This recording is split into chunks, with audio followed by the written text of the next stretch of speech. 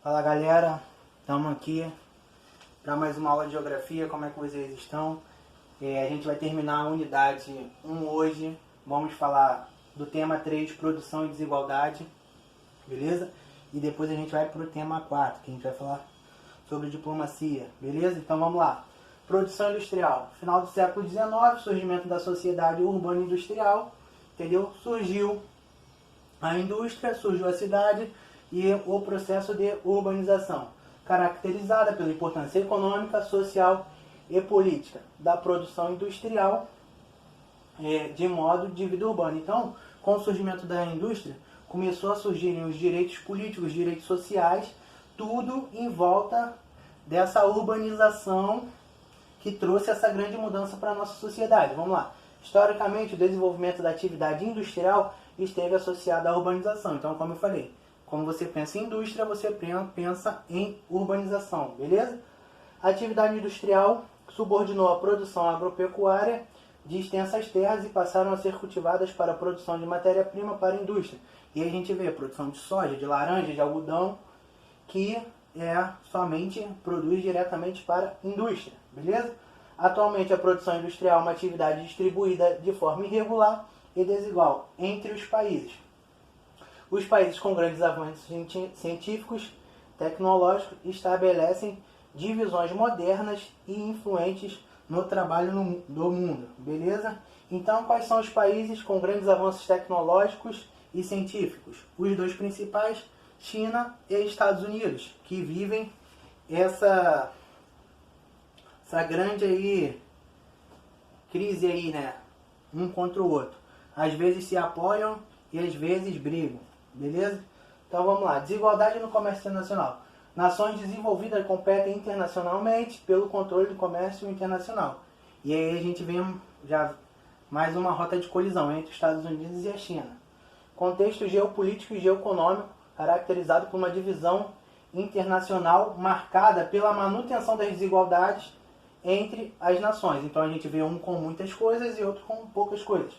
Países que começaram a desenvolver seus setores industriais mais tardiamente não possuem condições de competir em igualdade com os países desenvolvidos. Então vamos lá. Países em desenvolvimento se especializam na produção de matérias-primas para se inserirem e participarem do comércio internacional. Brasil, Argentina, México, África do Sul, que ainda são grandes exportadores de matérias-primas, apresentam alguns ramos industriais do comércio e serviços desenvolvidos. Então o Brasil, no comércio e na indústria, ele é desenvolvido, mas socialmente ele ainda não é um país desenvolvido, beleza?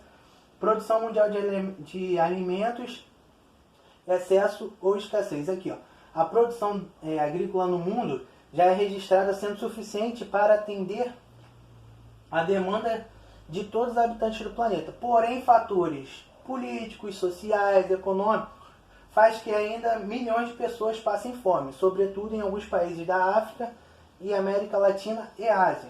Fatores que comprometem a segurança alimentar. Concentração de renda. Um tem muito, outro tem pouco, e esse que tem pouco não consegue se alimentar. Aumento de custo dos transportes ou da importação do alimento. Então, muitas vezes o alimento não chega até a pessoa. Por quê? Não chega até as pessoas. Por quê? Por conta do transporte ou da importação.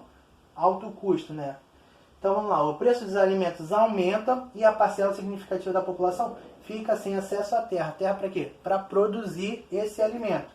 E as condições econômicas de se alimentarem adequadamente. Então as pessoas, o valor do alimento aumenta, elas não têm essa condição de financiar esse alimento, beleza? Condições financeiras. No Brasil, os grandes latifúndios produzem basicamente para exportação ou para indústria não alimentícia, enquanto pequenas unidades agrícolas abastecem o mercado interno.